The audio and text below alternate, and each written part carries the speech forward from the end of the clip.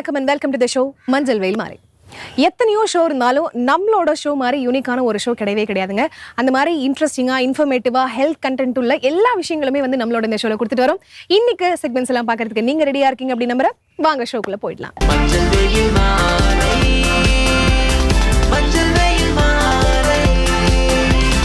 நம்ம ஷோட first segment யோகாசனம்.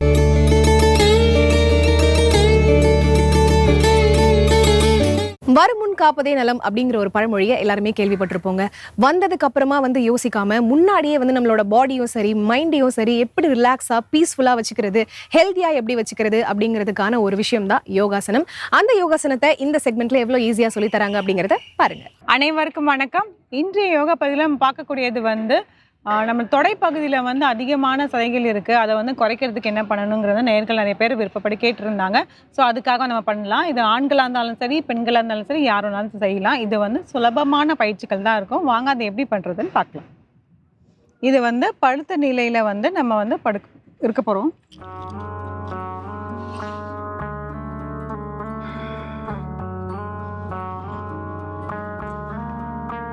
படுத்துட்டு ஒரு ஆழ்ந்த மூச்சு உள்ள இழுத்து வெளியிடலாம்.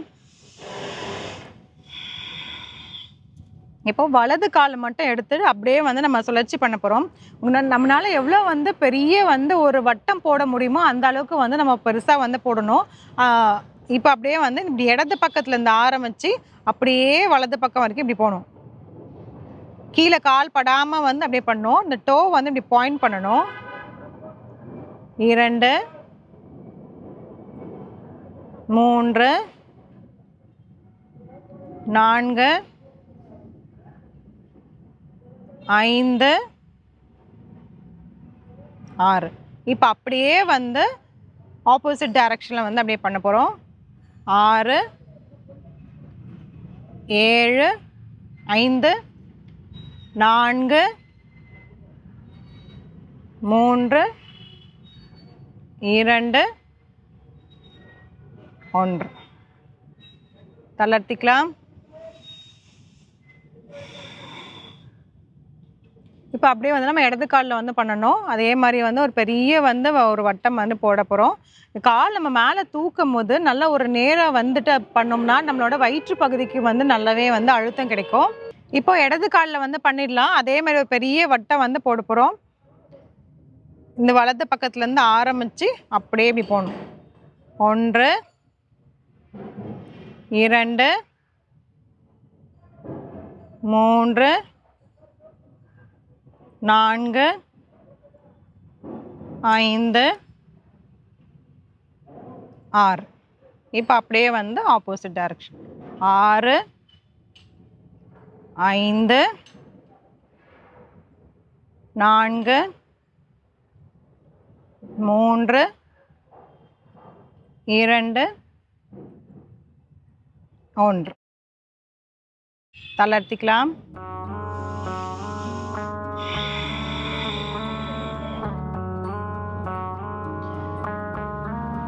இப்போ அடுத்தது 2 கால்களுமே மேலே தூக்கிட்டு அதை அப்படியே வந்து கீழே வைக்க போகிறோம். ஆனால் கால் வந்து கீழே படாமையே வந்து மேலே தூக்கி வந்து நம்ம வைக்க போகிறோம். மேல் நோக்கி தூக்கிட்டு அப்படியே கீழே, கால் கீழே படக்கூடாது. மறுபடியும் வந்து மேல் நோக்கி தூக்கணும்.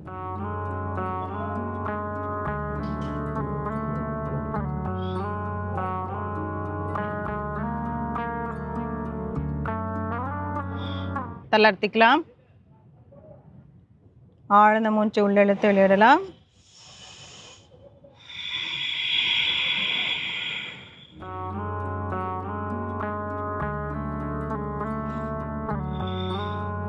இப்போ இதிலே வந்து அடுத்த பயிற்சி வந்து என்னன்னா, ஒரு கால் மேலே தூக்கிட்டு அது கீழே வைக்கிறதுக்குள்ளேயே வந்து இடது காலை வந்து மேலே தூக்கிட்டு அப்படியே கீழே வைக்க போகிறோம்.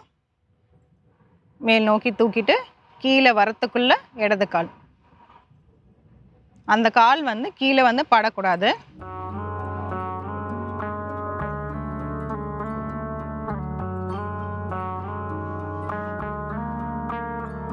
தளர்த்திக்கலாம். ஆழ்ந்த மூச்சு உள்ள இழுத்து வெளியிடலாம்.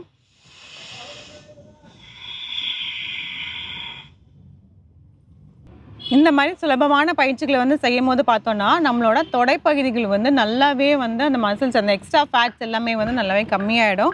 அதுக்கப்புறம் பார்த்தோம்னா நம்மளோட வயிற்று பகுதியிலுமே வந்து அதுக்கு நல்லதாகும். இப்போ அந்த 2வது பயிற்சி பார்த்தோம் இல்லையா, 2 கால்களுமே மேல் நோக்கி தூக்கிட்டு கீழே வைக்கிறது.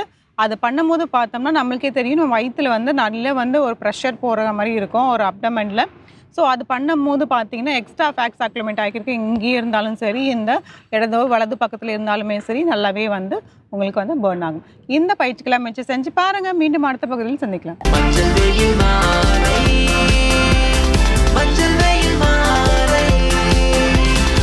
நம்ம ஷோட நெக்ஸ்ட் செக்மெண்ட் இங்கிலீஷ்ல பேசலாம். எல்லாருக்குமே அவங்களோட தாய்மொழி அளவுக்கு இங்கிலீஷையும் பேசணும் அப்படிங்கிற ஒரு ஆசை இருக்கும். ஸோ அந்த ஆசையை நிறைவேற்றுறதுக்கான ஒரு செக்மெண்ட் தான் நம்மளோட இந்த இங்கிலீஷ்ல பேசலாம் செக்மெண்ட். இவர் இன்னைக்கு என்ன சொல்லிக் கொடுக்க போறாரு அப்படிங்கிறத பார்க்க ரெடியா இருக்கீங்களா? வாங்க. ஹலோ ஃப்ரெண்ட்ஸ், இன்றைக்கி நம்ம இங்கிலீஷில் பேசலாங்கிற நிகழ்ச்சியில் புதுசாக என்னெல்லாம் பார்க்க போகிறோம், ஏற்கனவே என்னெல்லாம் பார்த்துட்ருக்கோம் அப்படிங்கிற ஒரு சின்ன நினைவூட்டலோட இன்றைக்கான கிளாஸை ஸ்டார்ட் பண்ணிடலாம். ஸோ ஆல்ரெடி நீங்கள் ப்ராக்டிஸ் பண்ணிகிட்ருக்கீங்கன்னு நினைக்கிறேன். ஹோப் எல்லாருமே டெய்லி ஹோம் ஒர்க் பண்ணிகிட்ருக்கீங்கன்னு நினைக்கிறேன். ஸோ எல்லாமே அந்த ஹோம் ஒர்க்ஸ் அப்படிங்கிறது தான், ப்ராக்டிஸ் அப்படிங்கிறது தான் டு பி மேக்ஸ் பர்ஃபெக்ட் அப்படிங்கிறது. எவ்வளோ ப்ராக்டிஸ் எடுக்கிறீங்களோ அவ்வளோ நல்லா பர்ஃபெக்ஷன்ஸ் உங்களுக்கு கொடுத்துக்கிட்டே இருக்கும். ஸோ அப்படி இருக்கும்போது உங்களுக்கு எப்படி சென்டென்சஸ் கொடுக்கலான்னும் போது ஒரு பாசிட்டிவ் நெகட்டிவாக இருந்தாலும் சரி, அதை இன்ட்ராகேட்டிவ் பேஸில் கொடுக்குறோம் அப்படிங்கிறதுனால பாசிட்டிவ் நெகட்டிவ்ங்கிறது ஜென்ரலான ஆன்சர்ஸ் தான். ஸோ அதை நீங்கள் கேட்குற கேள்விக்கு ஏற்ற மாதிரி நீங்கள் மாற்றிக்கணும். அதுதான் இன்ட்ராகேட்டிவ் பேஸ்டு, சரிங்களா? ஸோ இதே வந்து நான் டென்சஸில் நான் கொண்டு வரும்போது, இப்போ நீங்கள் எழுதுறீங்க அப்படிங்கும்போது ஒரு பேராகிராஃப் எழுதலாம், ஒரு டயலாக் ரைட்டிங் எழுதலாம், இல்லை கொஸ்டின் அண்ட் ஆன்சர்ஸ் கான்வர்சேஷன்ஸ் எழுதலாம். ஸோ கான்வர்சேஷன்ஸ் நீங்கள் எடுத்துக்கிட்டீங்க அப்படின்னா அதில் ஆன்சரும் இருக்கும், கொஸ்டின் இருக்கும், ஆச்சரியப்படுறது இருக்கும், ஸோ இல்லை எமோஷ்னல் ஃபீல்ஸ் இருக்கும். இந்த மாதிரி நிறைய இருக்கும் கான்வர்சேஷன்ஸ்னும் போது. இட் இஸ் நாட் இன்டு ஒரு எப்படி சொல்கிறது, ஒரு வெல் ரிசர்வ்டாக அவங்களுக்கு வந்து இருக்கவே இருக்காது இல்லையா? ஸோ அதை மாதிரி தான் இங்கேயும் சொல்லக்கூடியது. ஸோ நம்ம எதை பற்றி பார்த்துட்ருக்கோம்னா டென்சஸ் அப்படிங்கிற விஷயம், அதாவது காலங்கள் அப்படிங்கிறது தான். இந்த காலங்கள் நமக்கு எப்படி ப்ரொவோக் பண்ணுது, எப்படி கொடுக்குது அப்படிங்கிறது. அந்த காலங்களுக்கு ஏற்ப நம்ம என்ன பண்ண போகிறோம், பதிலை நம்ம செய்ய போகிறோம் இல்லையா? ஸோ பதில் கொடுக்க போகிறோம். ஸோ அப்போ ஒவ்வொரு மாதிரி நம்ம வரும்போது எப்படி பாசிட்டிவ் கொடுக்கலாம், எப்படி நெகட்டிவ் கொடுக்கலாம், அதுக்கு எப்படி கேள்விகளை கொடுக்கலாம் அப்படிங்கிறதும் இருக்குது இல்லையா? ஸோ அப்படி இருக்கும்போது இன்றைக்கான டென்ஸ், அந்த டென்ஸுக்கான ரூல்ஸ் என்ன, அதில் எப்படி வேர்ப் எழுதலாம், எப்படி சப்ஜெக்ட் எழுதலாம், அதை எப்படி கேட்டகரைஸ் பண்ணலாம் அப்படின்னு சொல்லி தருவாங்க. ஸோ இன்றைக்கான டென்ஸ் வந்து ஃப்யூச்சர் பர்ஃபெக்ட் டென்ஸ்.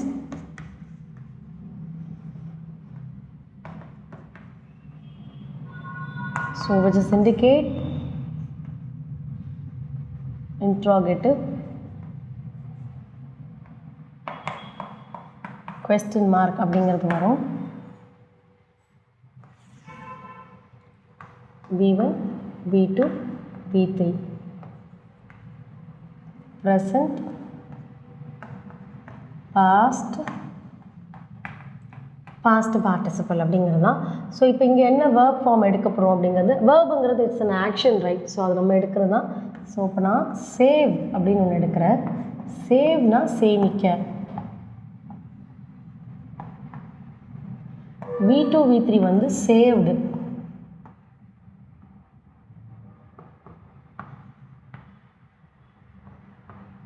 சேமிப்பதுன்னு எழுதலாம், இல்லை சேமித்தது. சேவ்டு, சேவ்டு அப்படிங்கிறது தான். So verb ready. இப்போ சப்ஜெக்ட்டுக்கு வரலாம். I, we, you, he, she, they, it. சப்ஜெக்டும் ரெடி. இப்போ என்ன பண்ணுறாங்க, ஃப்யூச்சர் பர்ஃபெக்ட் வந்து ரூல். இன்ட்ரோகேட்டிவில் ரூல் கொடுக்குறது. வேர்ப் ஃபார்மு அண்ட் சப்ஜெக்ட் கொடுத்தாச்சு. Will or shall plus subject. Perfect அப்படிங்கிறதுனால have plus V3. V3 indicates past participle. ஓகேங்களா? ஸோ இதுதான் நமக்கு எப்படி வரும், ஒரு சென்டென்ஸ், ஒரு ரூல் நமக்கு அமைச்சாச்சு. இப்போ இதுக்கேற்ற மாதிரி சென்டென்ஸ் எழுதுகிறோம் அப்படிங்கும்போது, so will or shall subject plus have plus V3ங்கும் போது எப்படி எழுதலான்னு பார்க்கலாம். ஸோ வில், வி, சப்ஜெக்ட் நான் வி எடுத்திருக்கேன், ஹேவ், V3 வரும்போது saved. So will we have saved அப்படின்னா நாம் சேமித்திருப்போமா அப்படிங்கிறது தான். இது எப்படின்னா will we have saved extend பண்ணலாம், சென்டென்ஸ் எக்ஸ்டெண்ட் பண்ண நான் பண்ணிக்கலாம். enough money, போதுமான பணத்தை சேமித்திருப்போமா. ஓகே, எதுக்காக அப்படின்னு எழுதுனா எழுதிக்கலாம், இல்லை இதோட ஸ்டாப் பண்ணாலும் பண்ணிக்கலாம். ஃபார் ட்ரிப், அப்போ சென்டென்ஸ் எழுதியாச்சு. இப்போ இதை எப்படி சொல்கிறாங்கன்னா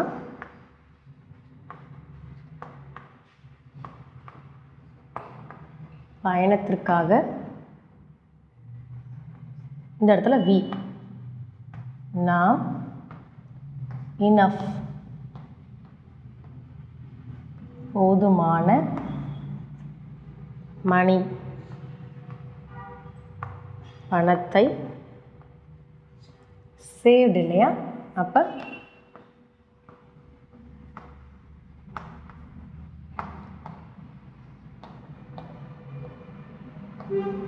சேமித்திருப்போமா. இங்கே ஏன் மேம் சேமித்திருப்போமா அப்படிங்கிறது இங்கே ஏன் வருதுன்னா, இங்கே வி நாம் இருவர் அப்படிங்கிறது இருக்குது. வீனா இருவரை குறிக்கிறது, இங்கெல்லாம் இங்கே நாம் சொல்லியிருக்கேன். அதனால தான் நமக்கு 2 பேரை பற்றி பேசும்போது சேமித்திருப்போமா அப்படின்னு நம்ம சொல்கிறோம். ஓகேங்களா, இல்லைன்னா நம்ம சொல்ல போகிறது கிடையாது. ஸோ இப்போ இதுக்கு நீங்கள் ஆன்சர் பண்ணனாலும் சொல்லிக்கலாம். எஸ் எப்படி எழுதலாம், we will have saved enough money for the trip அப்படின்னு எழுதலாம் பாசிட்டிவில். நெகட்டிவில் எழுதும்போது we will not have saved enough money for the trip அப்படிங்கிறதும் எழுதலாம். So it's a question, will we have saved enough money for the trip. இப்போ இதுக்கு positive அப்படின்னா we will have saved enough money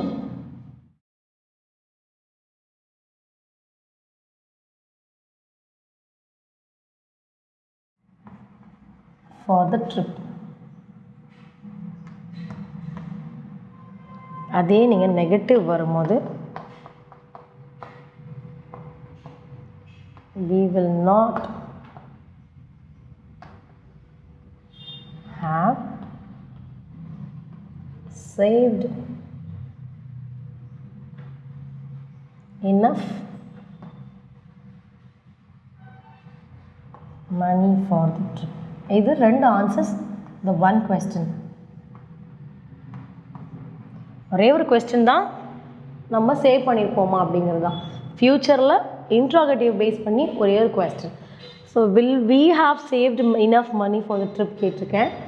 இதுக்கு positive answer என்ன பண்ணியிருக்கேன், will be, அதாவது நான் இதை சேவ் பண்ணியிருக்கோம் அப்படிங்கிறதையும் கொடுத்துருக்கேன். நெகட்டிவில் பண்ணியிருக்க முடியாது அப்படிங்கிறதையும் கொடுத்துருக்கேன். So positive and negative for 1 question, அதுதான். ஸோ நீங்கள் இன்ட்ராகேட்டிவில் எவ்வளோக்கு எவ்வளோ சென்டென்ஸ் ஃப்ரேம் பண்ணுறீங்களோ அவ்வளோக்கு எவ்வளோ நீங்கள் என்ன பண்ணிக்கிட்டே வரலாம், ஆன்சர்ஸ் நீங்கள் அழகாக நீங்கள் பதில் கொடுத்துக்கிட்டே வரலாம். சரிங்களா. ஸோ இன்றைக்கான வேர்ப் ஃபார்ம், இன்றைக்கான ரூல் வச்சுட்டு நிறைய சென்டென்சஸ் மேக் பண்ணுங்கள். Keep practising much sentences. Next கிளாஸாக நெக்ஸ்ட் இன்ட்ரெஸ்டிங்கான சென்டென்ஸோடு உங்களை மீட் பண்ணுறேன். தேங்க்யூ.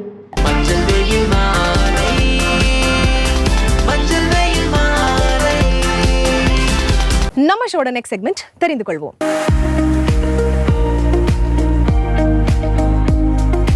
நம்மளோட இந்த தெரிந்து கொள்வோம் செக்மெண்ட்ல ஒவ்வொரு நாளும் டிஃப்ரெண்டான நிறைய விஷயங்கள் பார்த்துட்டு வரோம். இன்னைக்கு இவர் என்ன சொல்ல போறாரு அப்படிங்கறத பார்க்க ரெடியா இருக்கீங்களா? வாங்க பார்க்கலாம். வசந்த் டிவி ரசிகர்களுக்கு வணக்கம். இன்னைக்கும் நம்மளுடைய தெரிந்து கொள்வோம் நிகழ்ச்சியில் தெரியாத பல விஷயங்களை தான் தெரிஞ்சுக்க போகிறோம்.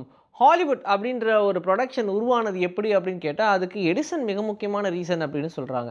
ஏன்னா எடிசனை பொறுத்த வரைக்கும் இப்போ நம்ம பண்ணிட்டு இருக்கக்கூடிய அந்த ரெக்கார்டிங்ஸ் எல்லாமே அவர் ஆரம்பித்து வச்சது தான் அப்படின்னு சொல்லலாம். ஸோ அவர் கண்டுபிடிச்ச அந்த கருவியில் தான் வீடியோ ரெக்கார்ட் பண்ணுறதா இருக்கட்டும், வீடியோடைய ப்ரொஜெக்ஷனாக இருக்கட்டும், எல்லாமே நடந்துச்சு. ஏன்னா பல்ப் அப்படின்ற ஒரு விஷயம் இல்லைன்னா லைட் எப்படி பாஸ் ஆகும், அப்படி ஒரு விஷயத்தை கேப்சர் பண்ணுறதுக்கும் சரி, பாஸ் பண்ணுறதுக்கும் சரி, எடிசனுடைய இன்வென்ஷன் தான் ரொம்ப முக்கியமான ஒரு ரோல் ப்ளே பண்ணுச்சு.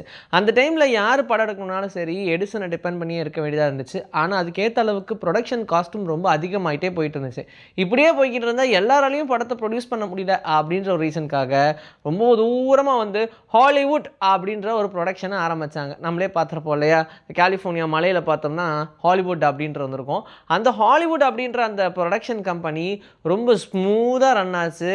ஆனால் எடிசனுடைய அந்த இன்வென்ஷனை அப்படியே காப்பி பண்ணி தான் நிறைய விஷயங்களை பண்ணாங்க. அது பேட்டன்ட்டாக இல்லாமல் தனித்துவமாக நிறைய விஷயங்களை மாடிஃபிகேஷன் பண்ணி அதுக்கப்புறமா ஒரு ஹாலிவுட் ப்ரொடக்ஷன் உருவாக்குனாங்க. அதே நமக்கு கோலிவுட் அப்படின்ற பேர் எதனால் வந்துச்சுன்னா, கோடம்பாக்கம் அது நம்மளுடைய சினிமா ஹப்பாக இருந்துச்சு, அதனால் அது கோலிவுட் அப்படின்னு மாற்றிட்டாங்க. பாம்பே ஹிந்தியோடைய சினிமா ஹப்பாக இருந்ததுனால அது பாலிவுட்டாக மாறிடுச்சு. Ctrl+C Ctrl+V அப்படின்னா என்ன நிறைய பேருக்கு தெரிஞ்சிருக்கும். காப்பி பேஸ்ட் அப்படின்னு சொல்லுவாங்கல்ல. லாரி அப்படின்ற ஒருத்தர் தான் இதை கண்டுபிடிச்சாரு. ஆனால் அவர் கண்டுபிடிச்ச இந்த ஒரு விஷயத்தை அவர் பேட்டன்ட் ஆக்கணும் அப்படின்னு விரும்பவே இல்லை. ஏன்னா ரொம்ப ஈஸியாக காப்பி பேஸ்ட் பண்ணிக்கக்கூடிய ஒரு விஷயம். ஒரு ஃபோல்டர்லேருந்து அந்த ஃபைலை இன்னொரு ஃபோல்டருக்கு நீங்கள் பேஸ்ட் பண்ணிக்கலாம். அது Ctrl+C Ctrl+V இல்லாமல் நீங்கள் மவுஸ்லேயுமே காப்பி பேஸ்ட் அப்படின்னு பண்ணுறாங்க. ஆனால் அந்த மவுஸ் கண்டுபிடிக்கிறதுக்கு முன்னாடி வெறும் கீபோர்டை வச்சு Ctrl+C Ctrl+V அப்படின்ற ஒரு கமாண்ட் கொடுத்த உடனே அது காப்பி பேஸ்ட் ஆகும் அப்படின்ற விஷயத்தை லாரி தான் கண்டுபிடிச்சாரு. ஆனால் அவர் பேட்டன்ட் ஆக்கணும் அப்படின்ற மோட்டிவ்லேயே கிடையாது. இது கண்டுபிடிச்சிருக்கோம், ரொம்ப ஈஸியாக இருக்குது, இது எல்லாருக்கும் பயனுள்ளதாக இருக்கட்டும் அப்படின்னு சொல்லி ஃப்ரீ பேட்டண்ட்டாக வச்சுட்டாங்க. அதனாலேயே இப்போ வரைக்கும் நம்ம யூஸ் பண்ணக்கூடிய எல்லா சிஸ்டம்லையும் இது காமனான ஒரு விஷயமா வந்துருச்சு. ஆனால் இது நிறைய பேருக்கு தெரியறதில்ல. ஆந்தையால் 360 டிகிரிக்கு பார்க்க முடியும் அப்படின்னு சொல்லுவாங்க. ஆனால் என்ன, அதால் கண்ணை மூவ் பண்ண முடியாது. அதுக்கு பதிலாக அதோடைய டோட்டல் தலையுமே மூவ் ஆகும். ஏன்னா அதோடைய நெக்லேருந்து அதோடைய தலை ரீஜன் வரைக்கும் 360 டிகிரிக்கு அதால் ஈஸியாக ரொட்டேட் பண்ண முடியும். ஆனால் கண்ணு மூவ் ஆகாததுக்கு என்ன ரீசன் அப்படின்னு கேட்டால் மேனுஃபேக்சரிங் தான் அப்படின்னு சொல்லலாம். ஏன்னா நம்மளை மேனுஃபேக்சர் பண்ணும்போது நம்மளுடைய கண் ரவுண்ட் ஷேப்பில் வச்சுட்டாங்க. அதனால் அது ரொம்ப ஈஸியாக நம்மளுடைய ஐபாலை மூவ் பண்ண முடியுது, ஐபால் ரவுண்ட் ஷேப்பில் இருக்கிறதுனால. அதுவே ஆந்தைகளுக்குன்னு எடுத்துட்டோம்னா அதுக்கு டியூப் ஷேப்பில் இருக்கும். ஸோ ரொம்ப ஈஸியாக ஒரு இடத்துல போய் உட்காந்துரும். அதனால் அதை ரொட்டேட் பண்ணுறது அப்படின்றது கஷ்டம். ஸோ நம்மளால் ஐபால்ஸை ரொட்டேட் பண்ணுற மாதிரி ஆந்தைகளால் பண்ண முடியாது. அதுக்கு பதிலாக நம்மளால் பார்க்க முடியாத நிறைய விஷயங்களை ஆந்தைகளால் பார்க்குற மாதிரி அதுக்கு விஷன் கெப்பாசிட்டி இருக்குது. உங்ககிட்ட நான் ஏதாச்சும் ஒரு விஷயத்தை பற்றி தெரியுமா அப்படின்னு கேட்டேன்னா ஒரு சில பேருக்கு தெரியும் அப்படின்னு சொல்லுவாங்க. தெரியாத நிறைய பேர் என்ன பண்ணுவாங்க, கூகுள் பண்ணுவாங்க. கூகுள் என்ன ஆகும், நம்ம எந்த டைப் பண்ணுறோமோ அது சர்ச் இன்ஜின் வழியாக ஆக்டிவேட் ஆகி அதை சர்ச் பண்ண ஆரம்பிக்கும். ஸோ அதுக்கு கொடுத்துருக்கக்கூடிய கமெண்ட் நம்ம என்ன வேர்டு சொல்கிறோமோ அந்த வேர்டுக்கு ரெலவெண்ட்டாக என்னென்ன விஷயங்கள்லாம் அதுக்கிட்ட இருக்கோ அது எல்லாத்தையுமே ஜென்ரேட் பண்ண ஆரம்பித்து நமக்கு பாப்அப் ஆகும். அண்ட் இப்போ ரீசெண்டாக நம்ம முன்னாடி ஏஐ அப்படின்ற ஒரு விஷயத்தை யூஸ் பண்ணி முன்னாடியே நமக்கு ஒரு சினாப்சிஸ் கிடச்சிருச்சு. ஆனால் அது ஏதாவது ஒரு பேஸ்டான ஒரு மசாஜ் அப்படின்னு கேட்டிங்கன்னா அதுக்கு கீழேயே மசாஜஸ் பற்றின நிறையா லிங்க்ஸ் வர ஆரம்பிக்கும். கூடவே எங்கேயாச்சும் மசாஜ் செஞ்சுட்டு பக்கத்தில் இருக்கா அப்படின்னு சொல்லி அந்த சென்டருடைய லிங்க்குமே உங்களுக்கு வரும்ல. இப்படி நம்ம ரொம்ப சுலபமாக நிறைய விஷயங்களை தேட ஆரம்பிச்சிட்டோம். ஃபுட்டுக்கும் அதே மாதிரி ஆயிடுச்சு. ஆனால் இதுவே நம்ம பல வருஷங்களுக்கு முன்னாடி இந்த கூகுள் அப்படின்ற ஒரு விஷயம், இந்த இன்டர்நெட்டுன்ற விஷயம் கண்டுபிடிக்கிறதுக்கு முன்னாடி போய் பார்த்தோம்னா டயலாக் கோட் அப்படின்ற ஒரு சர்வீஸ் இருந்துச்சு. அந்த டயலாக் கோட் சர்வீஸில் என்ன பண்ணுவாங்கன்னா, நீங்கள் உங்களுக்கு ஏதாவது ஒரு விஷயம் தெரிஞ்சுக்கணும் அப்படின்னு நினச்சிங்கன்னா அந்த நம்பருக்கு கால் பண்ணிங்கன்னா அங்கே இருக்கிற யாராவது ஒருத்தருங்க அதை பிக் பண்ணி உடனே நீங்கள் கேட்ட கொஸ்டினுக்கு ஆன்சர் எங்கே இருக்குது அப்படின்னு சொல்லி லைப்ரரியிலேயே செக் பண்ணி உங்களுக்கு ஆன்சர் பண்ணுவாங்க. ஸோ நீங்கள் என்ன கேள்வி கேட்டாலும் முடிஞ்ச அளவுக்கு அவங்களுக்கு தெரிஞ்சிருக்கும். தெரியாத கேள்விகள் நீங்கள் கேட்டிங்கன்னா இல்லை ஏதாவது ஒரு வேர்டுக்கான மீனிங் நீங்கள் கேட்டிங்கன்னா அதை டிக்ஷனரி புரட்டி பார்த்தோ இல்லை நீங்கள் கேட்ட கேள்விக்கான பதில் எந்த புக்கில் கிடைக்குமோ அந்த புக்கை பார்த்தோ உங்களுக்கு பதில் சொல்லுவாங்க. அதுவும் இன் பர்சனாக நல்லா இருக்குல்ல. டாய்லெட்டை ஃப்ளஷ் பண்ணுற ஒரு விஷயம் நம்ம எல்லாருக்கும் தெரியும்ல. இப்போ வெஸ்டர்ன் டாய்லெட்டாக இருக்கட்டும், இந்தியன் டாய்லெட்டாக இருக்கட்டும், அதில் நம்ம ஃப்ளஷ் பண்ணுறோம். இதை இப்போ தான் கண்டுபிடிச்சிருப்பாங்க. என்ன ஒரு 50 வருஷம் 100 வருஷம் இருக்குமா அப்படின்ற மாதிரிலாம் நீங்கள் யோசிச்சிருப்பீங்க. ஆனால் அது கிடையாது. 500 வருஷத்துக்கு முன்னாடியே இதை கண்டுபிடிச்சிட்டாங்க. எலிசபெத் ராணிக்காக இதை கண்டுபிடிச்சதாகவும் அப்போ ஃப்ளஷ் பண்ணும்போது பயங்கரமாக சவுண்ட் வந்துச்சு, அதனால் அது வேண்டான்னு சொல்லி ரிஜெக்ட் பண்ணிட்டாங்க. சவுண்டு ரொம்ப இரிட்டேட்டிங்காக இருந்துச்சு அப்படின்ற ஒரு ரீசன்னால். ஆனால் அதுவே 200 வருஷங்களுக்கு முன்னாடி அதே விஷயத்தை அப்படியே மாடிஃபை பண்ணி எடுத்தாங்க. அது செம சக்ஸஸ் ஆச்சு. இப்போ வரைக்கும் நம்ம எல்லாரும் யூஸ் பண்ணிகிட்ருக்கோம். B positive, O positive, A positive இப்படி நிறைய பிளட் குரூப்ஸ் இருக்குது. இதில் நெகட்டிவ்ஸ்லாம் ரொம்ப ரேர்னு வச்சுக்கோங்க. அப்படி இருக்கும்போது இருக்கிறதுலையே ரொம்ப அதிகமாக வாழக்கூடிய ஒரு பிளட் குரூப் எதுன்னு சும்மா தேடி பார்ப்போமா அப்படின்னு சொல்லி பார்த்ததில் ஓ குரூப்பில் இருக்கிறவங்க மித்த பிளட் குரூப்ஸை விட ரொம்ப அதிக நாள் வாழ்கிறாங்க அப்படின்னு சொல்லியிருக்காங்க. என்னப்பா சொல்கிற அப்படின்னு நீங்கள் கேட்கலாம். இது சும்மா நடந்த ஒரு ரிசர்ச் தான், அதில் இதை கண்டுபிடிச்சிருக்காங்க, அவ்வளோதான். இன்றைக்கி நம்மளுடைய தெரிந்து கொள்வோம் நிகழ்ச்சியில் தெரியாத பல விஷயங்களும் தெரிஞ்சுக்கிட்டோம். இதே மாதிரி சூப்பரான கண்டென்ட்டோட உங்களை நான் வந்து சந்திக்கிறேன். Until then, this is bye from Vijay. Take care. Finally நம்ம ஷோட எண்டுக்கு வந்தாச்சு. இன்னைக்கு நம்மளோட ஷோல பார்த்த எல்லா செக்மெண்ட்ஸுமே உங்களுக்கு ரொம்ப பிடிச்சிருக்கும் அப்படின்னு நினைக்கிறேன். இதே மாதிரி ஒரு சூப்பரான எபிசோட மீண்டும் சந்திப்போம். Until then, it's bye from Farita and Manjal Veil Mali team.